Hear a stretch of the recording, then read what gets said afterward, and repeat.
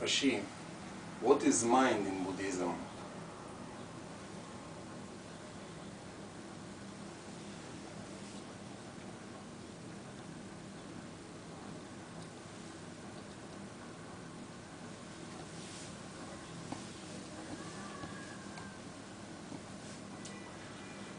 Mind in Buddhism is our true nature.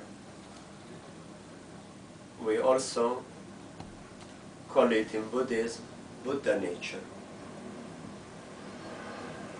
In Sanskrit, mind is chitta. The name of mind in Sanskrit is chitta. In Chinese, sin. So our true nature is mind. The nature of mind, it cannot be defined in words, because it's something inherent, something permanent, something uncreated. Even when I say something, it's not an adequate word. But as humans, we have to use words. So in Buddhism, we regard the mind as the be-all of everything. So all the things, they are created by mind. So we can say that the physical world, our physical bodies,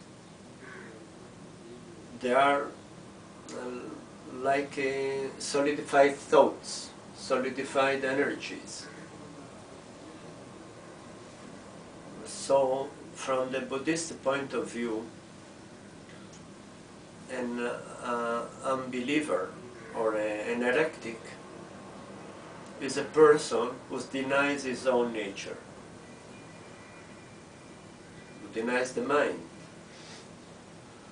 But we should be careful when we use the word mind with non-Buddhists, because let's say Europeans, for instance, for them mind is the brain, is matter.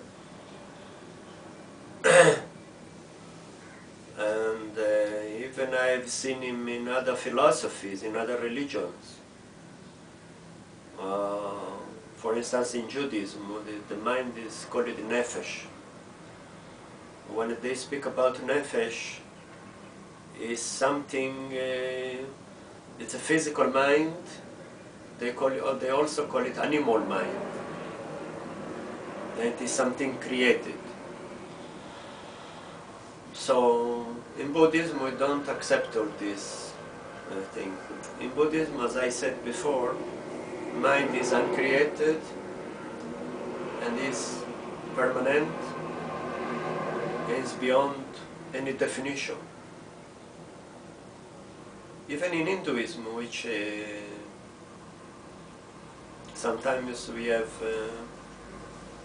parallels between Buddhism and Hinduism, but still the terminologies are the same, but the meaning are different. Like the law of karma, mind, so they see mind in Hinduism as something transient, something illusory. So you see, every religion, every philosophy sees mind in a different context.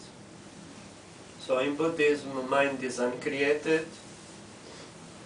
We can say that mind is luminous. That's why, for instance, an enlightened person is a person who has cultivated the enlightened mind. He has reached to the enlightened mind. to the state of enlightenment. We call it bodhicitta. So we cultivate the mind.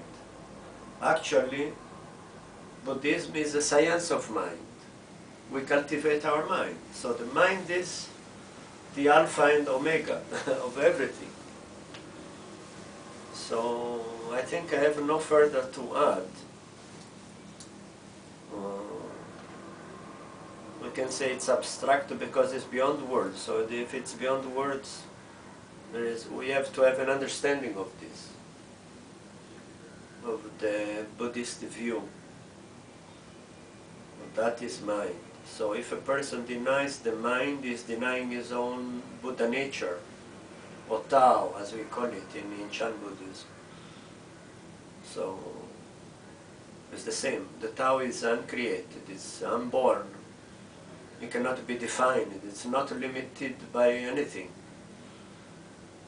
But we should not mistake it with the personal God, Almighty God, which in Buddhism we don't accept this. Buddha rejected the notion of a personal God, Ishvara, what they call it in Hinduism. That's why we also don't believe in any divine revelation. The sutras are not divine revelations. They are the teachings of Lord Buddha. Because in Buddhism we don't differentiate between the physical and the spiritual, if we may call it. So it's one unit. When a person has a true vision, a direct true realization, then the duality is not there. Because there is no self or ego to judge. I think that's the answer. Mind is our true nature, our Buddha nature. May Buddha bless you. Namo Ome Tofo.